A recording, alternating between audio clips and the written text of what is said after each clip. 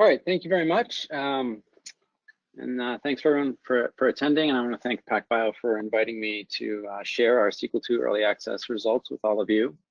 I'll start by saying that there are a lot of data on some of my slides, and I'm going to really focus on high-level summaries here for my short talk. But I included those data for those of you who might want to go back to the recording of the webinar and take a look in a little bit more detail. So our early access started in late January on the 23rd when our instrument arrived. It was installed the next day, and we put up our first run of an E. coli test library the following Monday, which yielded an impressive 109 gigabases of total data. And a couple of days after that, we were running our own libraries. So the first thing we ran was an insect long read library, which yielded 94 gigabases of data. So it was a very good start for us. So we ran 32 total smart cells during early access, 2 of which failed, and they were broken down across a pretty broad range of applications. So we ran 14 smart cells of CLR or continuous long read libraries on humans, plants, and insect samples, 6 of the HiFi style CCS human smart cells, and 12 other smart cells that were a mix of microbial applications, whole genomes, Amplicon profiling, and metagenome sequencing. And those will be the focus of most of my talk today. But before we get to that, here's just a summary of some of our long read runs. So you can see that they range from as low as 40 gigabases on what was a particularly difficult plant sample to as high as 132 gigabases of yield on a human sample with an average of over 90 gigabases of total data. And on the read length side, we had average polymerase N50s almost 40 kb and average subreads of almost 35 kb. So very nice long reads from long libraries. As a way of direct comparison, we ran a couple of different libraries on both our Sequel and Sequel II systems. So I'm showing one example here.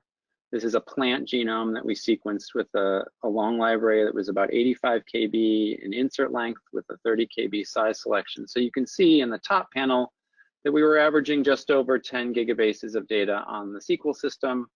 And when we tried this exact same library on Sequel II, we yielded over 115 gigabases. So over a 10-fold increase in total yield with about an 18% increase in the raw polymerase read length and a 20% increase in our subread N50s. So pretty impressive increases there. On the human HiFi side, we only ran 6 cells and they averaged about 260 gigabases. With nice long reads. After we ran CCS, where we used a minimum of 3 passes around that circle that Kieran was describing with a Q20 cutoff, we had a mean yield of about 16 gigabases of total data per smart cell with a mean quality score of just over 32. Our other runs, which as I mentioned were primarily microbial, varied quite a bit, as you might imagine, given the different sample types. So you can see those here. We had some bacterial long reads, we had bacterial multiplexing, 16S amplicons, and metagenome runs. So these runs, although they appear more varied, actually met our expectations in terms of what we thought we would get from given application types and library types. And so these are the runs that I really want to focus on here today. So I'm going to talk about 3 different experiments we did. The first is bacterial whole genome multiplexing. So for this, we selected 16 bacterial genomes, 15 of which we have complete, curated, polished reference sequences that we generated from non-multiplex libraries on either RS2 or Sequel. And the pool totals about 80 megabases. We chose the genomes across a range of genome size from about 2 to 7 megabases across a range of GC content, repeat content, as well as plasmid size and plasmid content. Each of these samples were sheared with a 10 kb insert size target, and we applied a 5 kb size selection. So here you can see the overlap of all 16 samples. So pretty reasonable and tight distribution for the pooled library. This library was sequenced on a single smart cell that yielded about 215 gigabases of total data After running it through CCS, again with the same 3-pass Q20 cutoff, we yielded about 1.4 million CCS reads and about 12 gigabases of total CCS data. So we then demultiplexed these data both at the raw subread level and at the CCS read level. On the right, you can see the distribution of post-demultiplex read count for each of the 16 samples. So there is some variability there, and we in particular had 3 samples that were a little underrepresented in this pool, both at both levels. But overall, the demultiplexing was very high. So you can see on the left that at the subread level, we got almost 95% of the reads accurately demultiplexed. And at the CCS level, almost 99% of the reads were accurately demultiplexed. So each of these data sets were assembled and compared to our reference sequence. So we assembled the CCS reads in their entirety for each sample. And then we assembled a randomly subsampled set of about 100,000 raw subreads. And we chose that number because it mimicked about the amount of data, both at read count and read length, that we'd expect from a single non-multiplexed RS2 SMRT cell, which is sort of our gold standard for a single bacterial genome on PacBio. And as you can see, with the exception of one sample, which turns out was a contaminated co-culture that we discovered and contains multiple, the rest of the assemblies had a maximum contig count of 10. Most of them are considerably fewer in contig count than that. All of the assemblies achieved essentially complete genome coverage, and most of the assemblies had comparable contig N50s to the reference sequence. So of these assemblies, 3/4 of the CCS assemblies, 12 out of the 16, were able to assemble the chromosome of the bacteria into a single contig, and 9 of the 16 assemblies at the subread level achieved the same. So then we started to ask the question, well, that was 16-plex. How deep can we go? And we're still exploring that, but one first pass at looking at that was that we decided to further subsample 3 of the genomes on this pool and take a look at what the assemblies would look like at 75,000 subreads and 50,000 subreads, respectively. So you can see on the upper right what the coverage profile of each of those samples looks like in terms of raw coverage of the genome, total contig count, and contig N50 on the middle and lower right-hand side. So all of these assemblies achieved over 99.9% completeness in terms of genome content. For 2 of the 3, the Yersinia and the E. coli sample, all of the assemblies were able to complete the chromosome in a single contig. For the Bacillus sample, only the CCS and the higher subread assembly were able to do that. But all in all, it's telling us that we can certainly multiplex at a much deeper level than this, and we're starting to explore, based on genome content and goals of project, how deep we can go. So moving on now to the second application I want to tell you about, which is full-length 16S amplicon sequencing. So many of you may know that the 16S gene is used in the metagenome and microbiome world for taxonomic profiling. The vast majority of 16S profiling uses short amplicons, usually a few hundred bases long, targeting 1 or more of the variable regions within the 16S gene. But those very relatively low overlap. So the paper I'm showing on the left demonstrates that if you take the same microbiome sample and you target it with amplicons looking at different variable regions, 1 or 2 of them, the chances of a read from the same organism within that community being assigned to the same OTU or operational taxonomic unit by standard microbiome software packages is at best 50 to 60% and often lower than that. And on the right is a paper showing that if you look at what's called the V4 region of the 16S gene, which is perhaps the most commonly used variable region for a lot of microbiome projects for short amplicon sequencing, that the taxonomic accuracy of those data are less than 50% at the genus level. And so there's a lot of reasons to do full-length 16S sequencing. And with the Sequel II system, we wanted to explore what those data looked like, and can we do it in a cost-effective way. So we took 2 sets of 96-plex Amplicon libraries. These are primarily infant gut samples, 180 of those, and then supplemented with a couple of control samples from a vaginal microbiome project we have, a couple of mock community samples, and our standard negative and positive controls. And each of these 96-plex libraries was sequenced on a single SMRT cell, so I'm showing one example here. On these cells, we were a little low in our loading, so we only were able to achieve about 30% loading on the SMRT cell, whereas we typically target 50, 60%.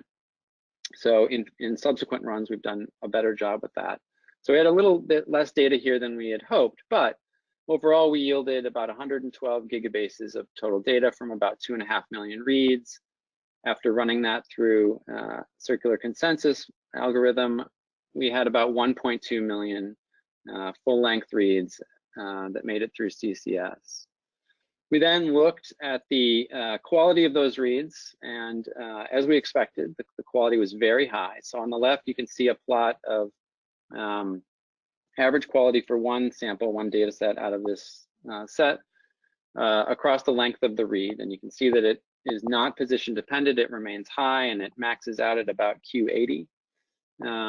And we compared that to the same sample run on Illumina, where you can see the expected 3' degradation in quality. And I should also note that even though these plots look the same height on the slide, the y-axis is different. The Illumina data maxes out at about Q40 and of course degrades quite a bit at the 3' end. So we then demultiplexed the data, and you can see the results of one example here. There was a little bit more variability in the pooling here than we are used to seeing and than we expected. So we had about 25% of the samples with relatively low coverage, fewer than 2,000 reads. This is about twice as variable as a typical 96-plex run on Illumina for us for 16S profiling. So we're working on ways to do a better job balancing the pool. But overall, we had about 12,000 CCS reads per sample. And all of these samples were then pushed through our standard analysis pipeline. So we do primer trimming, some quality score filtering and length filtering, and then they get run through a pretty standard 16S taxonomic analysis pipeline that we have here at the Institute. So following all of that, we yielded about 7,000 reads per sample. After we've gone through CSCS and all of our sort of downstream quality trimming, we assume that every variant in a sequence, or every sequence nucleotide change between one sequence and the next is real and is not a result of sequencing error. And so we assign that as a separate Amplicon sequence variant, or ASV. So we found on average about 17 ASVs per sample and a total of almost 1,400 different ASVs in the data set. Of those, over 1,200 of them, or almost 88% of them, were assigned at the species level. And the rest are at the genus level and above, although we think for the most part, those are due to a lack of full-length 16S reference sequences for those particular species in our databases. So we're working to add those to the database. But what you can see, both the plot on the left here and the numbers on the table on the right, is that we have a nice tight distribution of read length across different species in our data set. And for a number of these species, we're able to find dozens or even over 100 different ASVs that would lead us to sort of a subspecies level taxonomic assignment. So as I mentioned, as part of these runs, we included a couple of mock community samples. We used the Zymo Biomics community standard. And the theoretical profile of that mock community is the plot in the center of the slide here. The 2 PacBio runs we did on the Sequel II are on the left side, and 2 runs of the same mock community run on Illumina are shown on the right. And what you can see is that the PacBio runs, especially the second run we did, do a much better job of reconstituting the community profile that we would expect from this mock community. The first PacBio run we did, this was one of the low coverage samples, so we have fewer reads here, and we're a little high on one of the samples here and a little low on another. But both of these runs do a better job of representing the mock community than either of our Illumina runs here. And then finally, as I mentioned, we found a lot of ASVs or sequence variants that are at the subspecies level. So here's a figure that demonstrates that. So each shape here is one sample and one sequence variant that we found across all of the data set. And so as you can see, at a lot of these different species levels, there are many, many subspecies sequence variants that we're able to look at. So what we learned is that, as expected, full-length CNS sequencing is much more accurate on a taxonomic level than the shorter amplicons we use on Illumina, and that running them on Sequel II certainly gives us very highly accurate subspecies profiling. So the final application I want to talk to you about really quickly is doing metagenome shotgun sequencing. So following up on some of the 16S work. So we selected 5 samples for this initial test, and the questions we were trying to address were, can we capture full genome assemblies from these samples, which are from our vaginal microbiome project, with pretty limited starting material? In particular, we were looking to see if we could sequence and assemble an organism that's called the bacterial vaginosis-associated bacteria 1, or BVAB1, which is associated with negative outcomes in the female reproductive tract, and for which there's no fully complete reference genome sequence at this time. So of the 5 samples, 4 of them were vaginal metagenome samples with varying levels of expected BVAB1 content based on 16S sequencing, which you can see in the bar graph there. And the 5th sample was a cultured sample that was lactobacillus dominated, and for which we were trying to see if we could get strain level genome assemblies. So we had, as I said, limited starting material here. So we didn't have enough to do any shearing on the samples. We did very limited size selection. You can see from the overlay plot here that they were a little bit varied in terms of their fragment length and their overall content in the pooled library. We sequenced that combined pool on a single SMRT cell, yielded 191 gigabases, from which we got a little over 1 million CCS reads, totaling about 10 gigabases. The Demultiplex results are on the bottom left here. You can see that they're a little bit variable, although part of that is explained by some of the lower abundant samples in the pool. We then took all of these data at the CCS level and did human read removal. So you can see that removed the vast majority of the reads from most of the samples. This sample here, if you can see my cursor, had very little human content, which is quite curious, and we're not quite sure why that happened. So we're looking at that, since it should have had a lot. But what remained was a relatively small set of data for each of these samples that we ran through some assemblies with Canoe and yielded relatively low contig coverage and N50s, as you might expect from such a limited data set. But what impressed us is that even though we had low coverage and we had low numbers of reads after all the human read filtering, we were still able to assemble complete genomes for 2 different Gardnerella samples. We were able to assemble the BVAB1 genome from one of the samples in 5 contigs from fewer than 200 CCS reads. And we were able to get a single contig genome for the lactose sample as well. Given the limited amount of data that we were able to achieve from these samples, we got pretty impressive results, and we're continuing to work at the subread level on these assemblies to see if we can improve them. So none of this work would have been possible without a whole bunch of people. So I want to thank the PacBio team that supported us during the early access program. I want to thank my team at the Genomics Resource Center here. In particular, I want to highlight Ellie Zhao, who did all of the library prep and sequencing for all of the samples. And I want to highlight Jacques Ravel's lab for the 16S and metagenome work, in particular Bing Ma, who worked on the 16S samples, and Joanna Holm, who did the metagenomes. So with that, I'll end. Thank you for listening, and I'll look forward to your questions after the webinar.